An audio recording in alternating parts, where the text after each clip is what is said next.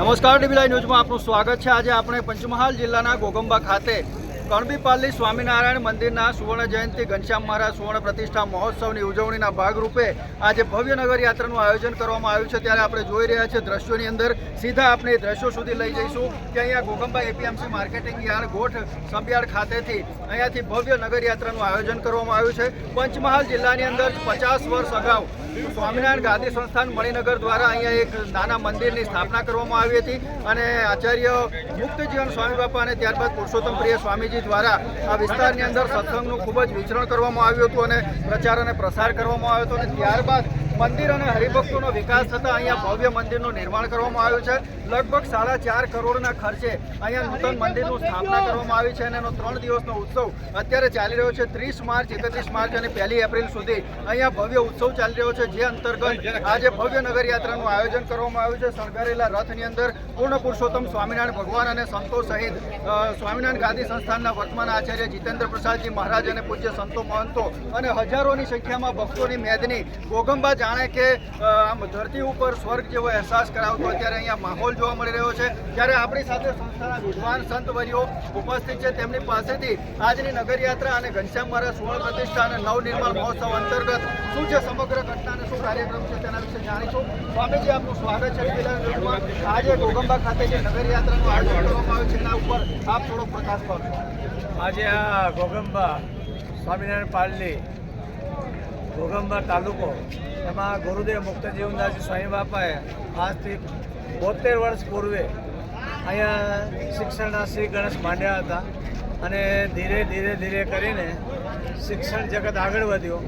મુક્તજીવન સ્વામી બાપાનો ધ્યેય હતો કે શિક્ષણ આપો, સંસ્કાર આપો અને સત્સંગ આપો। ત્રિવેણી સંગમમાં જ્યાં જ્યાં યોજાશે ત્યાં હંમેશા માણસો અપાવશે, અંધશ્રદ્ધાથી મુક્ત થશે।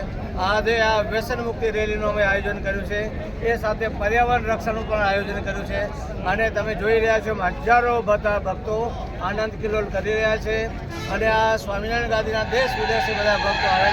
ઘોઘંબા એપીએમસી ગ્રાઉન્ડ ખાતેથી નીકળેલી આ શોભાયાત્રા, એ ભવ્ય શોભાયાત્રાની અંદર હજારોની સંખ્યામાં સંસ્થાના વરિષ્ઠ સંતો અને હરિભક્તો ખૂબ જ મોટી સંખ્યામાં ઉમટી પડ્યા હતા। ત્યારે રાજગઢ પાલ્લાના મુસ્લિમ સમાજના બિરાદરોએ પણ આ નગરયાત્રાનું ભવ્ય સ્વાગત કર્યું હતું અને વર્તમાન આચાર્ય જીતેન્દ્ર પ્રસાદજી મહારાજનો પુષ્પહાર પહેરાવી અને તેઓના ડેલિગેશન દ્વારા સન્માન કરવામાં આવ્યું હતું। સ્વામીશ્રીએ પણ તેમનો ભક્તિભાવ સ્વીકાર કરી અને તેમની સ્વાછે કોમી એકતા અને ભાઈચારાના દર્શન કરાવ્યા હતા। મુસ્લિમ સમાજ પણ તેઓની મુલાકાતે આવ્યો હતો।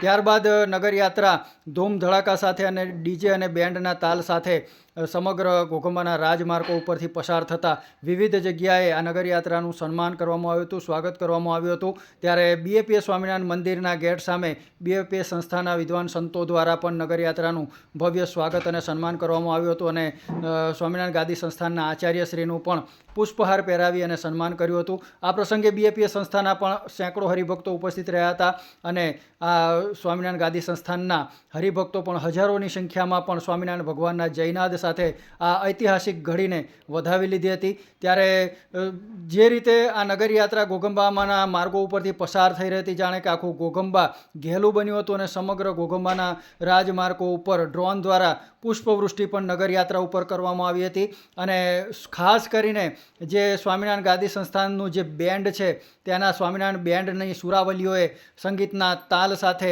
અને તાલકદમ સાથે સમગ્ર નગરયાત્રામાં વિશેષ આકર્ષણ જમાવ્યું હતું। તો બીજી તરફ આદિવાસી લોકનૃત્યના કલાકારોએ પણ પોતાની આગવી કળા અને છટાના પારંપરિક પહેરવેશ અને શસ્ત્રો સાથે પ્રદર્શન કર્યું હતું। નગરયાત્રાની અંદર બિરાજમાન મુક્તજીવન સ્વામી બાપાશ્રીની સાથે હાલના વર્તમાન ગાદી આચાર્ય જીતેન્દ્ર પ્રસાદજી મહારાજ અને પૂજ્ય સંતોનું કલાવૃંદ સાથે જોડાયું હતું અને ઘોઘંબાના રાજમાર્ગો ઉપર ભગવાનની પ્રતિમાઓ સહિત આ નગરયાત્રા ભવ્યતાથી પસાર થઈ રહી હતી। ત્યારે સમગ્ર ઘોઘંબા નગરની અંદર જય જયકારના નારાઓ ગુંજી રહ્યા હતા અને ભક્તો જાત જાતના પોતાના અલગ અલગ પહેરવેશની અંદર નાચતા કૂદતા અને ભગવાનનું ભજન કરતાં કરતાં આ નગરયાત્રાને માણતા નજરે પડ્યા હતા। ઘોઘંબાની અંદર સૌ પ્રથમ વખત સ્વામિનારાયણ ગાદી સંસ્થાન દ્વારા આટલો મોટો ઉત્સવ કરવામાં આવ્યો હતો, જેનો ઉમંગ દરેક હરિભક્તોના હૈયે દેખાતો હતો અને સ્વામીશ્રીના હૈયામાં પણ દરેક હરિભક્તો પ્રત્યે ઉમંગ અને ઉત્સાહ અને પ્રેમ જોવા મળતો હતો। બીજી તરફ સંતનું વૃંદ પણ આ નગરયાત્રાની અંદર શોભા વધારી રહ્યું હતું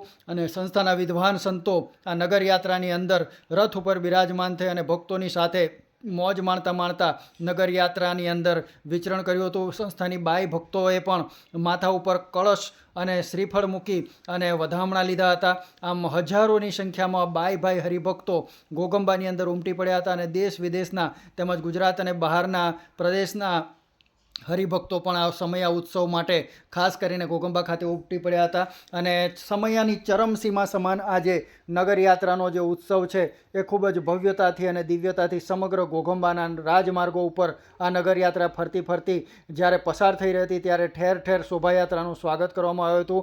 ગામના અગ્રણી નગરજનોએ પણ ફટાકડા ફોડી અને પુષ્પહાર વડે આ સ્વાગત કરી અને શોભાયાત્રાને ખૂબ જ ભાવપૂર્વક વધાવી લીધી હતી.